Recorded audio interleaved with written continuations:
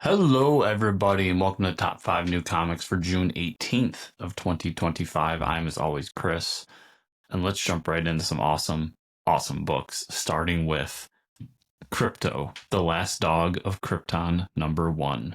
This is written by Ryan North, with art by Mike Norton, colors by Ian Herring, and letters by Lucas Gattoni. Really, at the end of the day, you just put Krypto at the top of the book, and I was buying it.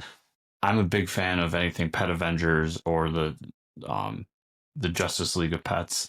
The, anything with animals involved that have superpowers, I'm here for.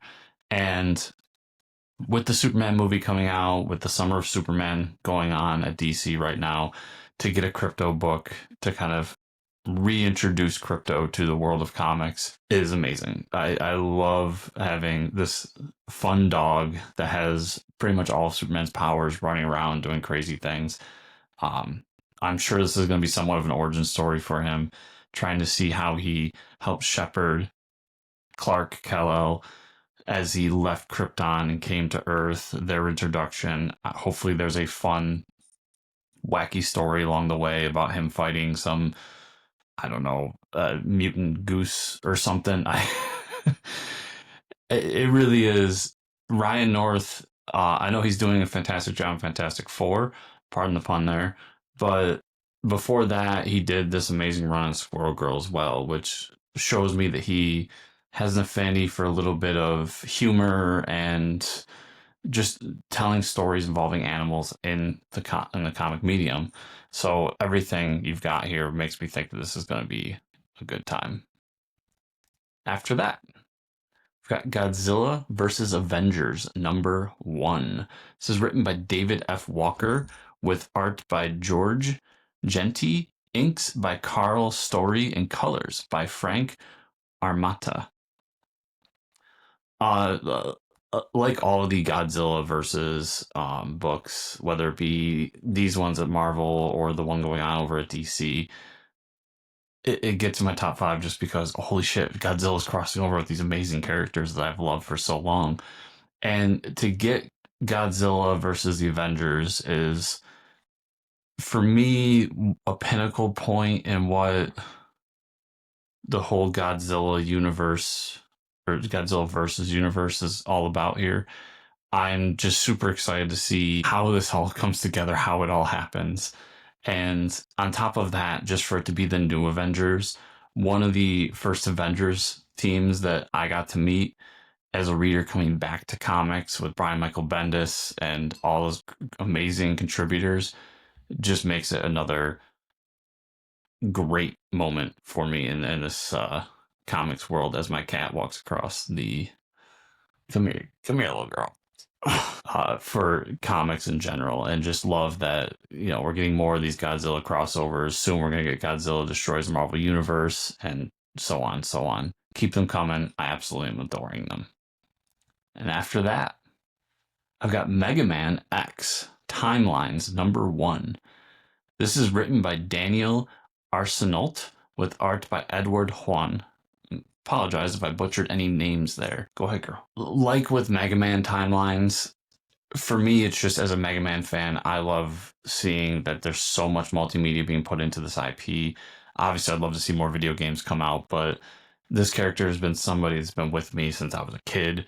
I've just loved playing these games, exploring these stories, seeing everything that's going on. And X was always the one that you came to more as a teenager, as an adult. It had a little more of an edge to it, a little bit more seriousness to it. And in this one, instead of Mega Man being the hero that saves the city, we're in almost a post-apocalyptic version of that world where Mega Man's job is to hunt down these other robots, Mavericks as they call them. And just the designs are a little bit more sophisticated, a little bit more of that like 90s cool edginess to it. And I just love the world that was built here. And there's been so much expanded upon in the X universe.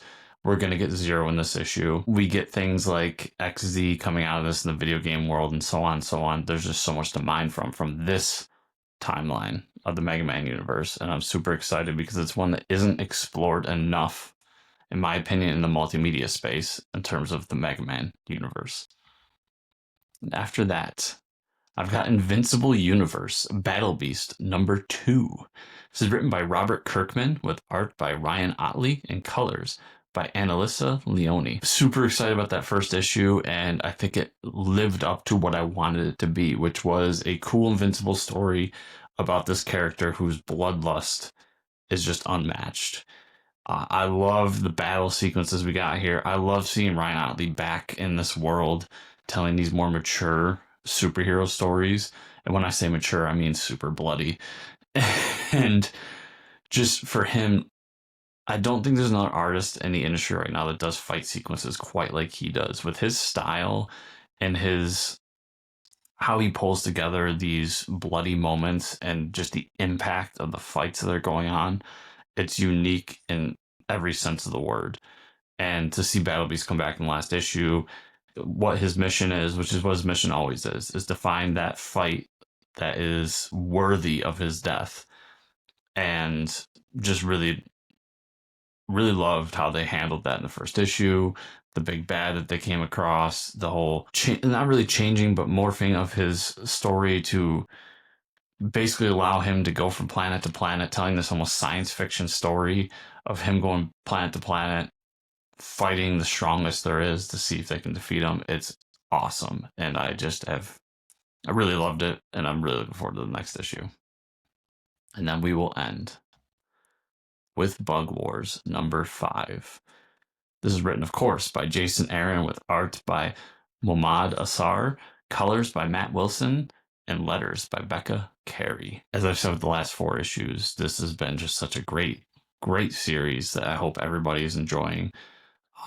We're at a point in the story now where our lead character has discovered the spiders of this world and has decided that he's going to take them on, even though he knows that they're intent on destroying him in every way.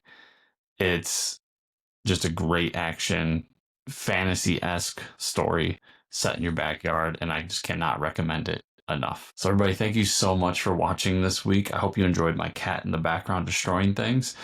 And if you want to follow me or support me further, best ways to do it, follow me on social media at Fortress Chris. You can find me on X, Blue Sky, Instagram, all those different platforms.